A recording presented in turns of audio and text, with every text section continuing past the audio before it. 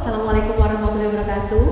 Perkenalkan, nama saya Lila Setiani. Saya adalah dosen tetap di STIM Mikrosma.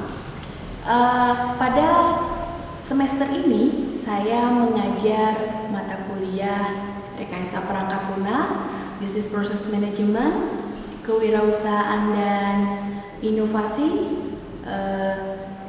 dan mata kuliah metode penelitian. Kali ini saya akan membahas tentang perkuliahan saya di mata kuliah rekayasa perangkat lunak. Rekayasa perangkat lunak adalah mata kuliah yang mempelajari bagaimana kita mengembangkan perangkat lunak yang sesuai dengan kebutuhan pengguna.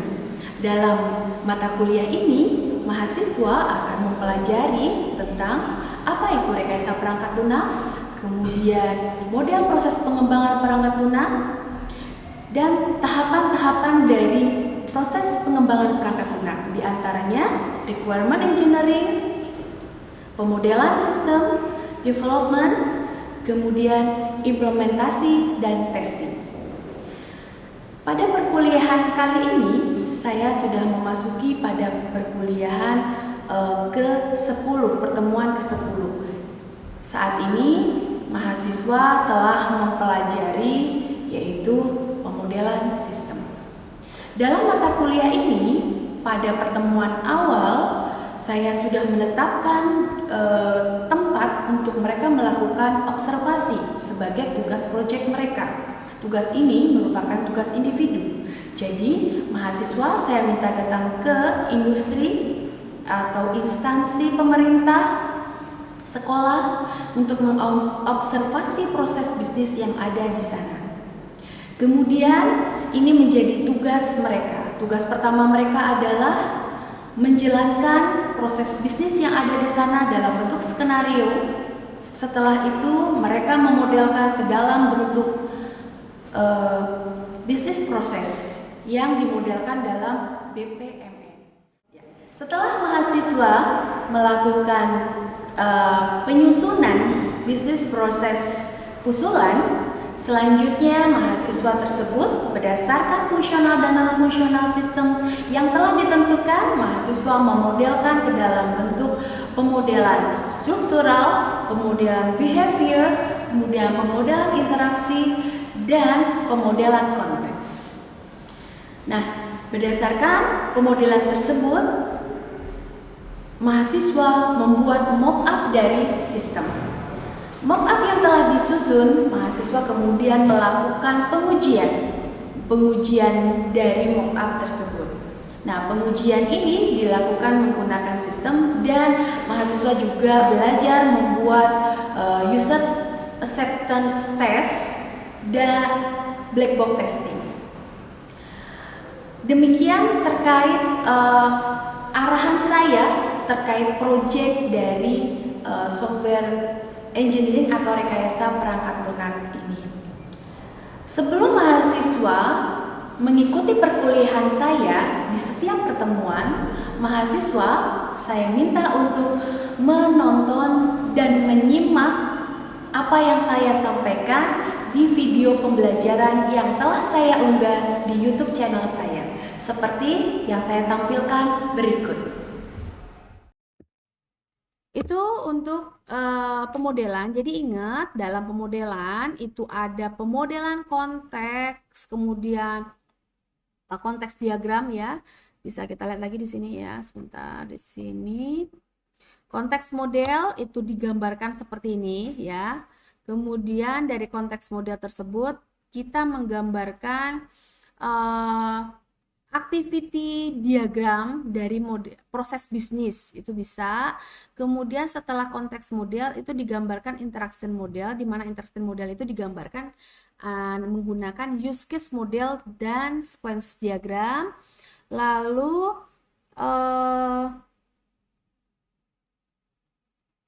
structure model itu digambarkan dengan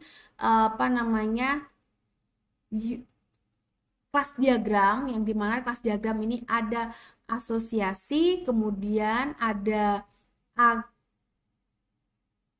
generalisasi, dan agregasi, seperti itu, generalisasi dan agregasi. Kemudian ada behavior model, model perilaku, di mana ini ada data driven model. Data driven model itu digambarkan activity seperti ini, lalu digambarkan ini sequence diagram dan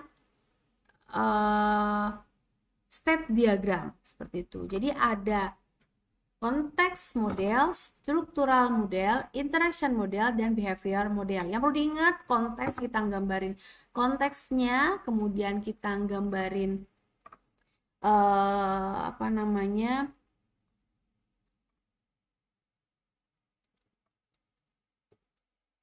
activity diagram dari proses bisnis. Kemudian kalau interaksi kita gambarin use case ya, kemudian sequence diagram. Lalu kalau struktural model kita menggambarkan class diagram. Kalau behavior model kita menggambarkan sequence diagram dan state diagram. Jadi kalau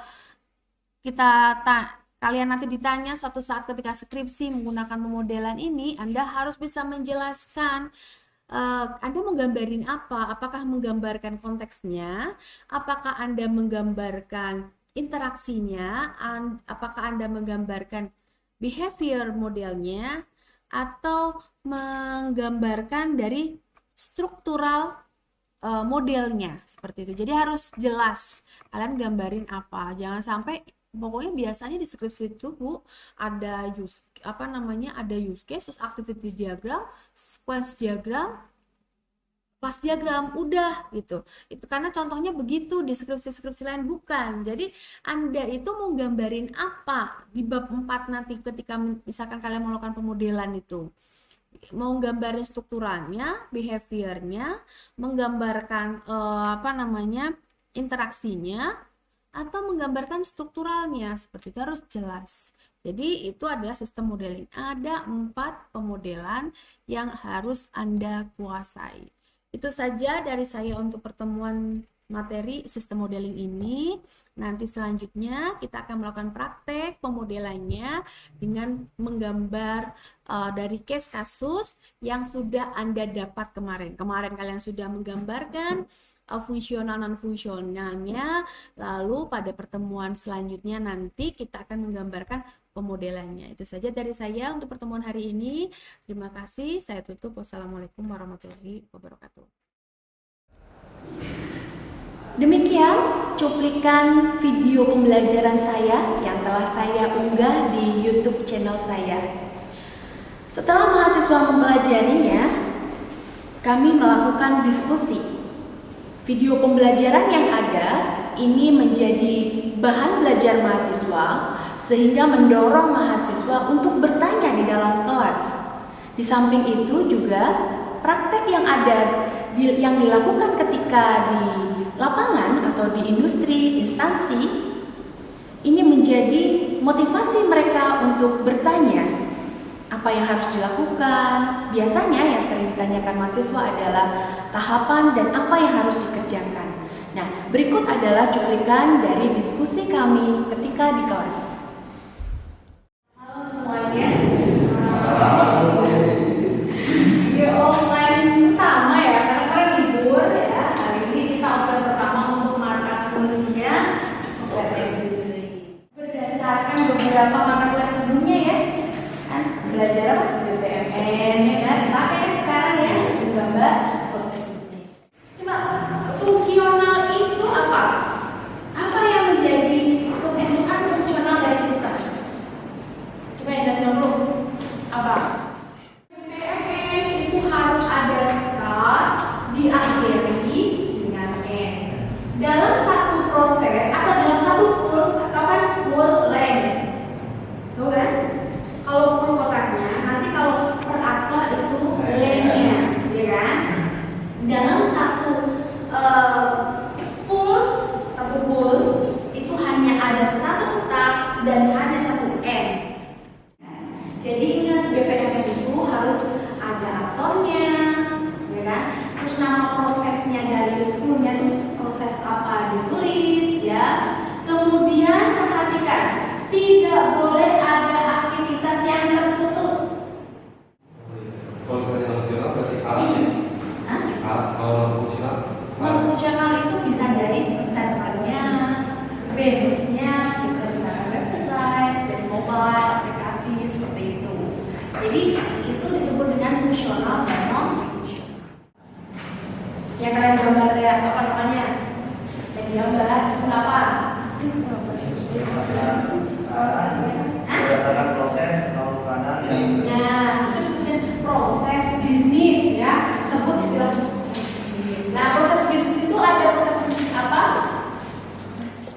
Kalau misalnya di Fishbone, kemarin saya bikinnya di Word. Emang ada software tersendiri ya buat Fishbone? Visual ada. Atau kalian mau drawing itu ya, atau Fishbone online ya, kalian cari aja gambar Fishbone online. Nanti ketemu semua tuh. Baru saya lihat di ini Word. Oh, di Word. Ya, bisa kacak-kacak sedikit lah ya. Tapi nggak apa-apa lah. Berarti itu menandakan dan ahli dalam tersebut. Kalau proses bisnis as is itu adalah proses bisnis existing yang kalian analisis kemarin, ya kan? Kalau proses bisnis to be usulan. Berarti kemarin kalian gambar proses bisnis as is atau proses bisnis apa yang disebut tadi loh? Proses, ya kan? Cerita tentang proses bisnis yang ada di sana. Kalau kalian mengalami kayak kemarin itu ya di Zoom itu ya, saya jadi penyiar berita banget nih, oh banyak gitu kan, sampai pernah screennya itu nggak tampil, diem aja gitu. Sampai selesai loh, diem aja ada. Kalau start, kalau misalkan ini ada mulai, ambil dari sini lagi. berarti hanya cukup satu boleh. Boleh, ini cuma satu, startnya satu juga boleh. Saya sarannya seperti itu, biar mudah. Jadi kalau ada kayak gini nih, ini kemana gitu. Terus ini aneh juga ya, ini ujung-ujung ke sini, padahal di sini ada pilihan, nggak boleh ini. Ini lihat nih, orang dia ada GB pilihan, ini kenapa ujung-ujung sini? Ini salah. Ini ada berbagi, mungkin ada cerita yang salah. Ya, dibenerin ya. Ya, itu. Ini sama juga nanti itu di sini. Kan saya contohnya itu kan ada tulisan di sebelah sininya ya. Iya, gitu. Seperti itu. Jadi ada perbaiki karena gambar itu kadang banyak sekali yang kurang perfect. Tapi karena narasinya bagus bisa dipahami. Demikian terkait cuplikan video pembelajaran saya di kelas, dan hasil dari perkuliahan ini adalah berupa artikel perancangan sistem informasi atau desain sistem informasi, pengujian sistem informasi berdasarkan case kasus dari mahasiswa tersebut. Nah, hasil mereka artikel tersebut kemudian saya publikasikan ke dalam jurnal bereputasi ataupun jurnal terakreditasi serta jurnal internal di STIM Mikrosma. Demikian perkuliahan saya dari perkuliahan rekayasa perangkat lunak. Sampai bertemu di lain hari. Terima kasih.